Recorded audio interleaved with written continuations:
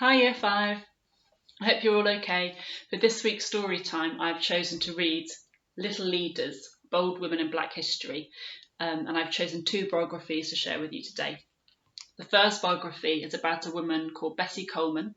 She was born in 1892 and she passed away in 1926. Bessie grew up in a small segregated town in Texas, America. At home, with three younger siblings around her, she had a lot of responsibilities, washing clothes by hand, fetching clean water, on top of walking 4 miles to school and back every day. Bessie knew that one day she would leave her small town. In 1915, she moved to Chicago to live with her older brothers. Returning from First World War, they told her all about being in France and about how the women there could fly planes, unlike the women in America. This got Bessie curious, furiously curious. She applied to every flying school she could find, but was denied entry. No one at any of these schools thought a girl could fly, especially not a black girl. Bessie wanted to prove them wrong. In 1920, she moved to France, where she could finally learn to fly. She was so gifted, she graduated from the 10-month course in only 7 months. So in 1921, Bessie became the first African-American woman in the world to receive her pilot's license. She specialized in stunt flying, parachuting, and aerial tricks. After returning home to the United States, Bessie flew for huge crowds. She was very popular among both black and white Americans and stood up against segregation and discrimination wherever she could. She hoped to open up her own flying school for other girls of color. Unfortunately, during a flight test in 1926, a mechanical issue caused her plane to crash. Bessie passed away, but her legacy lives on. In 1977, the Bessie Coleman Aviators Club opened in Chicago to help women of all races fulfill their dreams of flying. The second biography I've chosen to share with you is about a woman called Dr. Mae Jemison.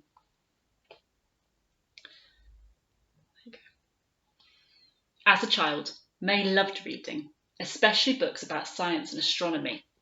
By the time she was in nursery school, she knew she wanted to become a scientist. This, however, did not keep her from her other passions. Mae also wanted to become a dancer, so throughout her youth she studied every type of dance. In the 1970s, Mae read chemical engineering and African American studies at university. When she learned about Dr. Martin Luther King Jr., she saw his work as a call to action to help people. So after graduating, she decided to become a doctor.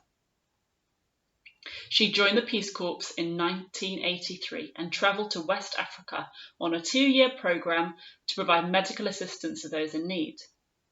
After returning, she saw major changes taking place at NASA.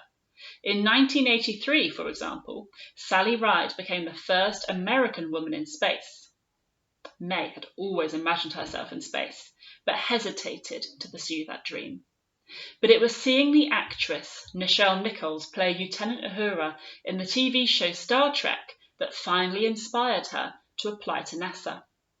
In 1987, Mae became the first black woman in the astronaut training program, and a few years later flew into orbit as the first African-American woman in space. Mae wanted to have direct impact on people. So in 1993, she left NASA and created her own company, the Jemison Group, which researches ways in which technology can help people live their daily lives.